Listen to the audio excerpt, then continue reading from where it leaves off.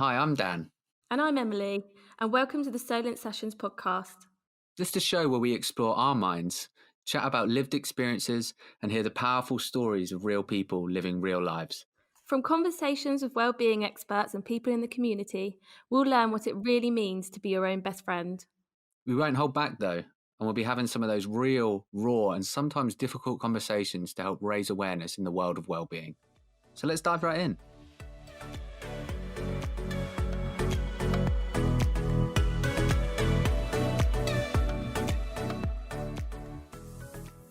Hello to all of you that have tuned in wherever you may be. We are, as always, very excited to have you with us today.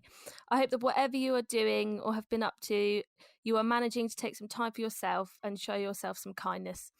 My partner in crime, so to speak, is here with me as always. Hello, Dan. I am your partner in crime, actually. Hello, how's it going? I'm all right. How are you? I'm all right. We were pondering about this earlier, but I'm a little bit disappointed of how little snow we actually had, and it's all melted away now. So I'm sure that's had a bit of an effect on my well-being because I really wanted to go outside and make a snow angel, but I can't anymore. So yeah, that's how I am today. Oh, I know that's what you would have done to show yourself some kindness today. Go and play in the snow. No, we've got nice sunshine here now, so we are very blessed with a bit of nice weather. So in what is our second episode of the Solent Sessions podcast, we're going to be discussing the ways in which you can pave your way to better health. And we have occupational health and wellbeing practitioner Hetty Thompson with us today. We're going to be delving into the world of diet, hydration, and healthy lifestyle choices that we can easily weave into our daily lives. And we're also going to be touching on the benefits of a healthy lifestyle and the benefit it has not only on our bodies, but our mental well-being too. And we have the lovely Hetty with us now. Hello, Hetty. Hello, you okay? Hello. Yeah, I'm very good, thank you. Thank you so much for joining us. No, you're welcome. Yeah, pleased to be here. So we're here today to talk about ways in which we can start a path to better health. But before we dive into that, let's talk a little bit about you. How did you get to be so interested in health and well-being? So quite an interesting question, actually. So I started off with studying exercise science. That's what I did at undergrad. So I was a bit more into sort of sport, really enjoyed that at school. And I didn't really think about the health benefits of it, to be honest. It was just something I really loved. So I like doing netball, rounders, all the sort of team sports. Mm-hmm.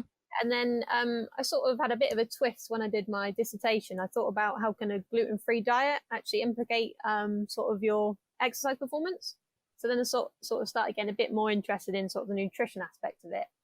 And then that's what led me to choose my master's, actually. So I did nutrition, physical activity and public health. And that's kind of broadened me out more to overall health and well-being. And it was really about actually how can we implement behaviour change interventions and really improve people's health and well-being with small steps rather than taking drastic sort of diets and things like that. So then that led to my job just previous to this role. So I worked in Southampton Healthy Living, and that's, some of you might know, it was a community-based sort of service where we offered weight management, smoking cessation, alcohol. But unfortunately that service was decommissioned. So now I'm part of occupational health doing a very similar role, just with a bit of a different twist on it. So yeah, that's sort of me in a bit of a nutshell. Oh, brilliant. So we get to steal you from that project. Yeah, absolutely. Yeah. So I've been here in Occal probably about a year and a bit now. Yeah, it's been quite a while. So yeah, it's gone really quickly, flown by. Oh, brilliant.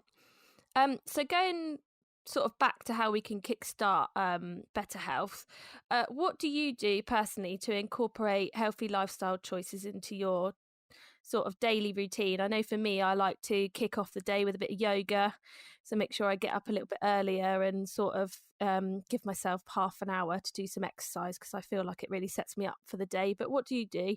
Yeah, absolutely. That sounds great. I suppose like everyone. So I try to maintain the healthiest lifestyle possible, but yeah, I have some slip ups and some days where I'm probably not as healthy as I'd like to be. But I suppose at the moment, the biggest thing I'm trying to do is, because I'm working from home, is really consider how I'm healthy in terms of physically and mentally. So really giving myself that structure and routine. So trying to get up, make sure I have a shower, sort of get dressed and really set myself up in that mindset to work. So I guess that as a whole, little things that I really like to focus on is actually going out for walks and keeping active. I know that's really good for my my mental state and releases endorphins, all that sort of stuff. I guess, other little things I like to do. I'm a big thing on nutrition. So one of the reasons I got into it actually was I suffer with a few food intolerances. So for me, being really sort of key on what I'm eating, and being really cautious around that is something that I do to try and maintain that I'm healthy. So just a few of those things. And I guess keeping my motivation up. So set myself small goals. That's super interesting though, Hetty, because I think, you reflected quite well on certainly the difference really that we've all got at the moment of, setting ourselves up within this new working environment. So some of us have been working from home, other people have just had a really heightened pressure into their working environment or being redeployed in something else. And I do think, when we think about working from home, I think we can, be guilty of looking at it with some rose-tinted spectacles, and certainly when in normal quotation marks times, when we looked back, it was like working from home was perceived as a nicety, and actually you wouldn't have any of those external impacts that might, be detrimental to our physical and mental well-being. And, as you mentioned, those small but very achievable goals are so important for people, certainly for their mental well-being at the moment, getting up, making sure they're, adding that routine, congratulating themselves on the small wins as well, and being able to say, what, maybe I am having a poor mental health day today, or maybe I'm a little bit lower today than I have been, but actually look what I've done, and I've managed to do that, maintain my routine, and have a sense of normality on a very base level, being able to feel a little bit more normal in a time that is for a lot of people very, very unusual. Yeah, absolutely. And I think it's a really big thing, isn't it? Like, we don't really consider our mental health. And like, some people might be thinking or listening to this and thinking, I don't have mental health. But we all know that actually mental health is just exactly the same. It's the opposite of your physical health, isn't it? So we all suffer with it. And just little triggers like thinking, like, before you'd get up and drive and go to another environment. Whereas now, if you're working from home, you're in the same environment all day. So just thinking about breaking that up, it just, massively influences how we feel and our mental health overall. So I totally agree. That kind of feeds into the next one, which is, nutrition specifically, and I know that you've specialized certainly within that, nutrition world, and actually, what effect and what impact can nutrition really have, fundamentally on our mental health, and what foods, and nutritions can help to keep us mentally healthy? Yeah, so really interesting question. So just to slightly start off a little bit broader, we might know, but there's a bidirectional relationship between our physical health and mental health. So basically, if we practice good physical health, we're more likely to have better mental health, and vice versa. So like, as you said, this really does translate into the relationship between our nutrition and our mental health. So what we eat, some of you might know, actually influences exactly how we feel and our psychological state. So something that maybe people are more familiar with, equally on the other hand, is actually how we feel affects what we eat. So that could be that we eat more, or we eat less, or we choose different things like foods high in sugar. So as you can see, just from that, you could get caught up in a bit of a vicious cycle. So really, we could be in a low mood, and then we could eat more. And then what we eat affects how we feel. So I guess just to give a little bit of context to that. So for example, I'm sure we've all had bad days where we've gone to the cupboard and tried to find some comfort food, such as chocolate. Yeah, that gives us that really sort of when we eat the chocolate, it gives that really short-term, quick satisfaction feeling. But actually past this, the implications can be negative. So a lot of studies suggest that there's actually a relationship between sugar intake and depression, and also sugar intake and the onset of Alzheimer's later on in life. So there's actually quite a considerable relationship there when you consider just some of the chocolates and sweet that we're eating to make ourselves feel better actually can have negative consequences. Wow. Do you know what? I hadn't known that at all. When you really come to think of it, I guess, as you say, we've all really sort of been guilty of when we feel a bit rubbish, sort of maybe our thing is to go, I don't know, get some ice cream or chocolate, like you say, Hetty. But actually, sort of, I wonder if there's something that we could do to maybe sort of stop and think before we sort of reach for those foods, and before we sort of do that. I guess make that decision to think, do you know what, is this actually really going to help me? Yeah, absolutely. And I think that's the hardest thing, isn't it? Because for most of us, this is subconscious, it's habitual. We've been doing it for years. We've probably been like had it since childhood. Like if you're feeling a little bit low, your mum would give you a biscuit. So there's such a big association there. But actually, it's a bit of a funny analogy, but I like to, if I'm seeing someone trying to support them with making changes, I like to compare it to smoking. So in essence, when you're craving a cigarette, you're craving that nicotine. And when you have that cigarette, it sort of helps that, doesn't it? It obviously gives you that boost that you need. And the biggest thing you can do is try and reduce increase the time, between the time you're craving and giving in. So like you said there, Emily, exactly that. So as soon as you're craving something food-wise, try and sit back and think, okay, why am I craving this? What's going on? What could I do differently? And really, try and increase that time rather than just doing the automatic, go for it straight away. Yeah, and I know I've heard a lot of, I can't remember who used to say it to me or where I've got it from, but when I was younger, it was a lot of, you're not hungry or thirsty. Yeah. So you're not actually hungry and you don't want all that food. You're just probably not drunk enough. Yeah, it's definitely it's a mix-up of sort of, the brain and how you're feeling at the time, isn't it? And a big thing is when you're hungry, you could be dehydrated. So exactly that, having a drink first. And filling your stomach up with water can be really beneficial. So yeah, that's a very good point. There's also as well, sort of linking into our next question, is if you were to sort of get into that habit of reaching for those, I don't want to say, negative foods, maybe. I know they're not negative for everybody, but in terms of maybe like the sugar intake and things, is sort of the guilt that we surround ourselves in sometimes when we can talk about food. And it's more sort of how we can shift that negative and guilt mindset associated with certain food groups. So obviously we have to think about healthy choices and sort of incorporating foods into our diet. But in terms of, guilt maybe surrounded as food in as a whole, how can we sort of separate ourselves from that if we've sort of had that one day where we might have slipped, but we don't let it ruin our week?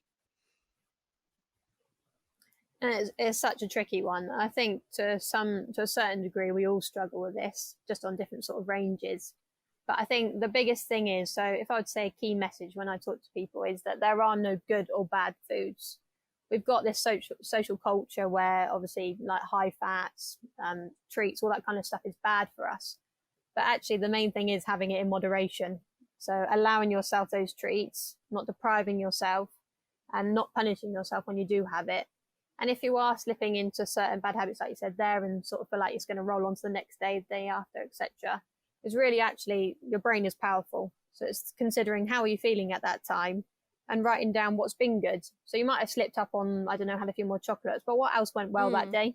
So really focus on the positives and not the negatives. Your mindset, it's really interesting though, like, and going a bit off piece, like for someone, I've been very vocal over the past few years about suffering quite heavily with anorexia when I was younger, and certainly having that disassociation with food, and it is one of that tricky line, because I do think you're right, Hetty. Like, I think it's such an extreme culture that we live in, and I know we're going to talk about dieting culture probably in a little bit, but there's such an extreme culture of like either it's great for you or it's absolutely the worst thing you could do. And I think what that does sometimes is perpetuate some of those either dysmorphic or those eating disorders that disassociate us completely from actually food and its nutritional value or its benefit for us. And I know specifically for me, it's a really difficult one, because I know this isn't an eating disorder podcast, but it's so intrinsically linked, because I do think there's that element then that I know from myself disassociated with food for so long that it's only really over the last few years that I've kind of gained any enjoyment, if you will, from it. So actually the nutritional value for me was whatever it was in an element of recovery from that eating disorder. It was whatever I could put in my body was a success almost. And then having to use the building blocks moving forward with, oh, actually, no, this is what's good for me. This is what's probably less good for me, but still good in some, moderation in places. And it's quite a tricky one to get around. And I do think we have a responsibility in society sometimes to be able to really spread the word of moderation and really understand that, because I think there's that element, if you abstain from something from so long, then naturally you are going to want it and crave it. And as you said, Hetty, the mind is so powerful, and that's where you get this binge culture, or you get whatever, people. We can talk about all of the various social campaigns that have gone over the years, whether it's not drinking, or it's not eating sugar, or it's not eating carbs, or whatever it may be. And it really, it's amazing what the body can do to try and get back some of those food groups, if you will, that we're trying to cut out on. Yeah, definitely. And I think that you hit the nail on the head there. It's the biggest sort of difficulty with dieting, isn't it? It's that restriction and the body craving and the long-term maintenance. It's very difficult. And I guess just one point I really would like to pick out is just the carbohydrates. That's a big thing that a lot of people think about when losing weight. They want to restrict it or eliminate it completely. There is nothing wrong with carbohydrates, and there's a lot of misconception between carbohydrates and actually our refined sugars. So we tend to think of carbohydrates sometimes as the cakes and the cookies, but actually the carbohydrates, like the whole foods, so our pastas, our rice, it should be our staple food and should make up a large proportion of what we're eating. And I completely understand that some people have different sort of needs. So if you're diabetic, reducing it a little bit, but on a whole, a balanced diet, incorporating those carbohydrates is key. And so one little fact I'd like to just include here. So for in terms of carbohydrates, when you eat something, so pasta, so for every 1 gram of carbohydrate that your body stores as glycogen, you actually hold 3 grams of water with that carbohydrate. So just to give it a context, so when you're actually potentially cutting out carbohydrates and losing weight in that short term, in essence, you're actually losing water retention, and that's why you get that quick fix. But there's no studies or evidence to say that this happens long term. So yeah, just a little bit of a key fact I'd like to include there. Look, guys, Hetty's just told us now. Hetty has told us, I'm off to the cupboard now. I know that's not what you're saying, Hetty. But yeah, it is really useful though, isn't it? Because I do think a lot of the stuff that we read, and I've had quite a few conversations about this recently, about the social responsibility that we have, peddling whatever the newest fad is, or whether the newest diet pill or whatever it is. A lot of this is not founded by any evidential basis or any scientific basis, and that this is just something that people have found that they can sell and has quick but often harmful harmful things that can affect ourselves, not only physically but also mentally. Because I do think we're all guilty of searching for the thing that's going to make us whatever we think we're going to be, the six pack or the beach body or whatever that may be, and we're all yearning for that in some way. Some people on a higher spectrum, other people on the lower side. And I do think it's so important to do your research. Yes, moderation, absolutely, but do your research when it comes to actually, is there any evidence to suggest that this is going to work, or is it just getting back to the fundamentals of eating right healthy food groups if you feel that you need to, and do regular exercise, whatever that may be, getting yourself moving, getting the heart going, and whatever that, it can be low impact, it can be high impact, whatever suits your fancy, but being able to build that into your day, that it becomes routine, is much more important than hitting 6 weeks of a diet fad that you think is going to have a massive effect. And actually it may do, but it's going to be a detrimental effect in the long run.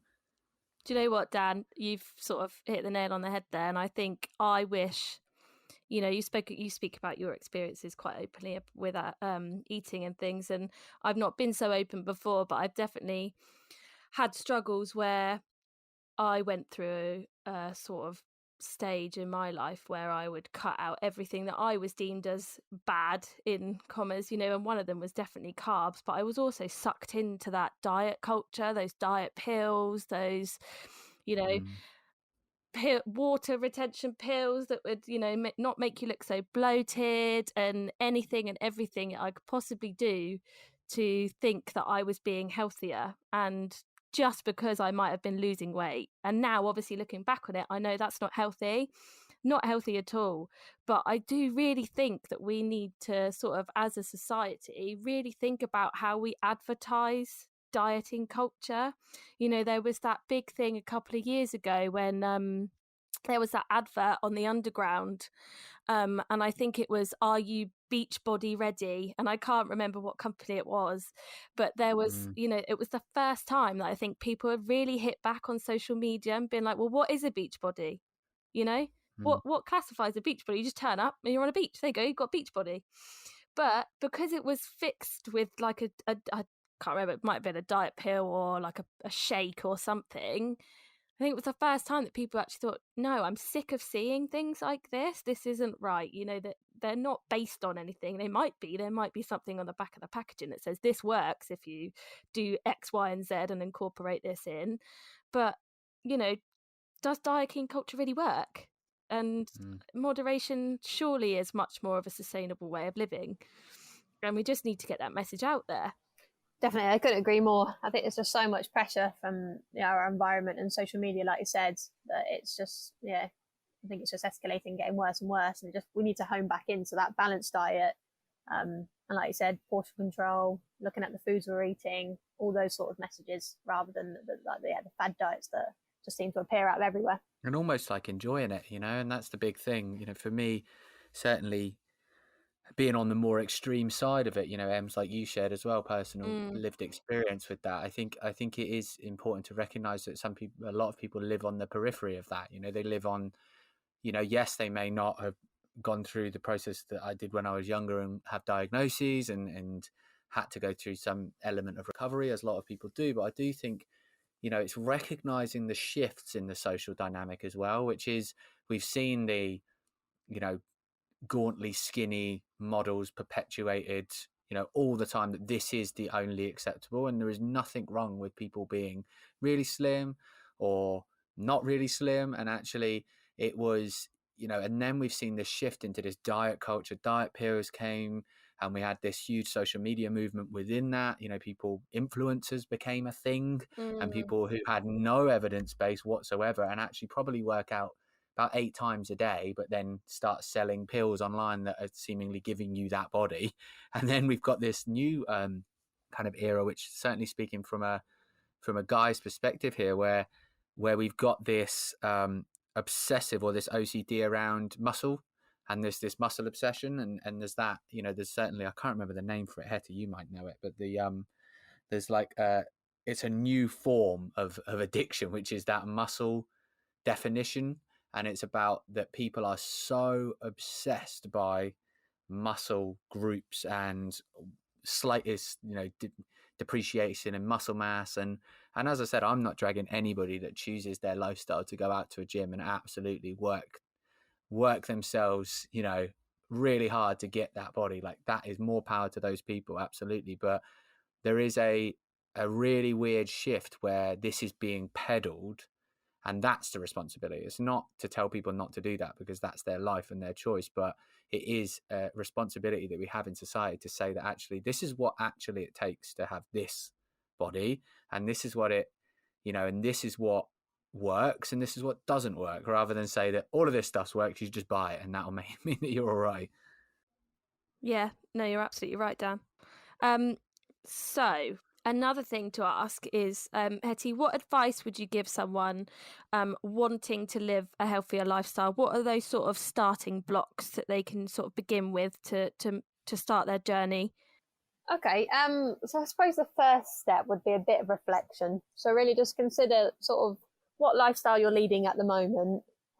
Where would you like to be sort of in 5 years' time? And how can you really get to there? I guess if we give a bit of context, let's say you want to lose weight, because that's probably one of the easiest examples. I would start off with your baseline. So start filling out a food diary. One of the biggest behavior change models is actually self-monitoring.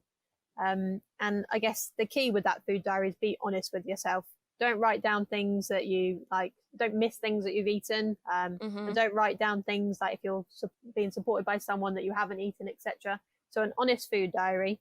I'll do it for sort of the first 2 weeks and really look at what you're eating. And then I start off by thinking, okay, at the moment, what do you think is the biggest thing that's stopping you from losing weight? And it may be that you see on your food diary that you have chocolate, for example, after every meal. So start off by setting a little goal around that, a small realistic goal. So we call it a smarter goal. But yeah, really set yourself. So say, for example, if I'm having chocolate every day across the week, realistically, I could probably, I don't know, I'd say for myself, I could probably reduce that to 3 days. So start off by setting a small realistic goal. So I'm going to only have chocolate on 3 days, and on the other 4 days, I'm going to replace that habit with something else, which is key. Because you can change your habit, but you can't eliminate it. So changing it to, for example, I'm going to have an orange, and really getting that an ingrained habit. So you have that orange every time in place. And then going on the next sort of weeks, going on, reduce it again if you wanted to, or you start to look at something else. So I guess, yeah, start off with a baseline, set yourself small, specific goals, make yourself accountable to someone, and really get that support around you. I think that's really key. So if it's a partner, someone at work, someone that you can check in with, I think that's really key. And then in terms of keeping the motivation up, if whatever healthier choice you're considering, make sure that you enjoy it, and make sure that you've got a reason behind why you're doing it. What is the motivation? Is it you're losing weight because you potentially have got pre-diabetes and you don't want to get type 2, for example? Is it that you just want to improve your mental well-being and you want to go for a walk because you know it makes yourself feel better? So I guess, yeah, that's the key message that I would give. You raised something really interesting there, Hetty. It's like the honesty part I picked up on. So it's also like being honest with yourself. And I wonder how honest people are with themselves when it comes to their lifestyles and sort of how healthy they think they are. Because I wonder if I was to really look at my lifestyle, am I really that healthy? Are there things that I could be doing? And like you say, it might not be a whole weight loss journey. It might not be something that you really need to give up for a certain reason, but it could just be sort of monitoring what you're doing day to day and thinking, is there something else I could be doing? Is there something else that could make me feel a little bit better and sort of get into the habit of doing that? Yeah, no, definitely. And I think just the honesty is so key, because we kind of become a bit defensive in ourselves. We might say, oh, we've tried to make this change so many times that it just doesn't work. But actually sort of home in a little bit and think, why didn't it work? There is normally a reason. And sometimes there's exceptions. So again, with weight loss, it could be that you've got a medical condition, for example. But most of the time there is either a trigger or something that didn't work. And I think just being honest about that and just giving yourself another go, like, nothing's easy, is it? We don't achieve things that are good by just doing something as a quick fix. So you've got to keep working at it. And just really be honest with yourself. Perfect. There's just one more that I want to pick your brain on, and we might have touched on it already. It was sort of earlier I mentioned about the water. When you might not be hungry, you might just be thirsty. Yes. I think, correct me if I'm wrong, but the guidance is to sort of drink, is it 8 glasses, which amounts to about 2 litres of fluid a day?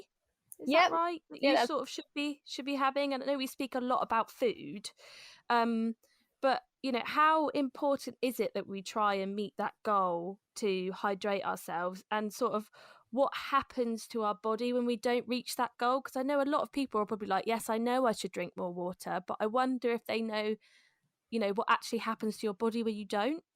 Yeah, no, definitely. So you pretty much got it right there, Emily. It's 6 to 8 cups of water a day. And one thing I'd like to just highlight is the resource, the Eat Well guide. It's a visual of a plate, and it tells you how many cups of water and how much food contributions you should have from carbs, veg. So yeah, 6 to 8 cups, that's NHS as well. That does roughly equate to 2 litres. But just one thing to consider, if you're exercising, you're obviously sweating more, you need to replenish that, so a little bit more. So yeah, that's pretty much, the guidance was good. In terms of the benefits of water, so water, as most of us know, is so essential. So it makes up a large contribution of the plasma in our blood, and our blood is responsible for transporting around all those nutrients around our body to help our cells function, and obviously keep living. So in essence, with water, just a bit of an example, our brain is actually made up of 70% of water. So if we're dehydrated or we're not getting the 6 to 8 cups a day, our cognitive function is likely to have a negative impact. So we're more likely to not be able to concentrate, we might feel more tired, and actually our brain actually has to work harder because it's not got the fuel to basically keep it going.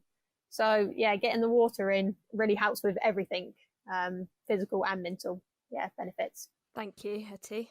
I have learned a lot there.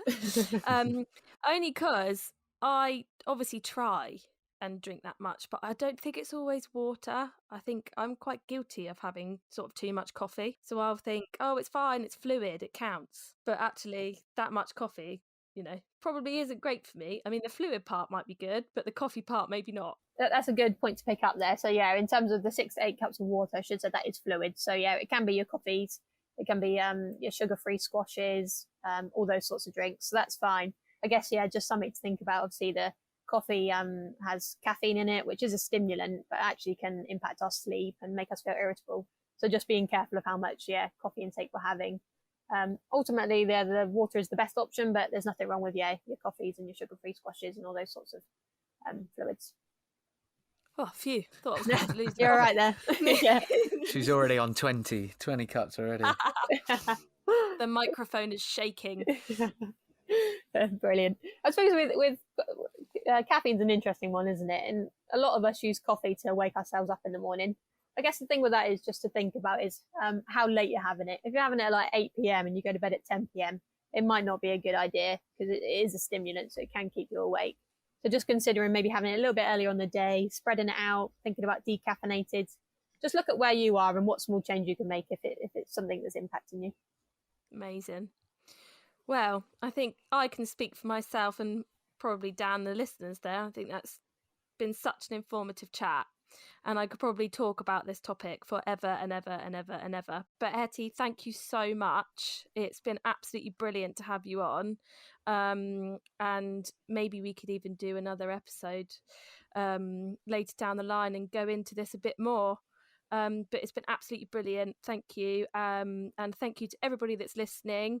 Hope you've had a good afternoon, evening, morning, whatever you might be up to, and hope you can join us again next time.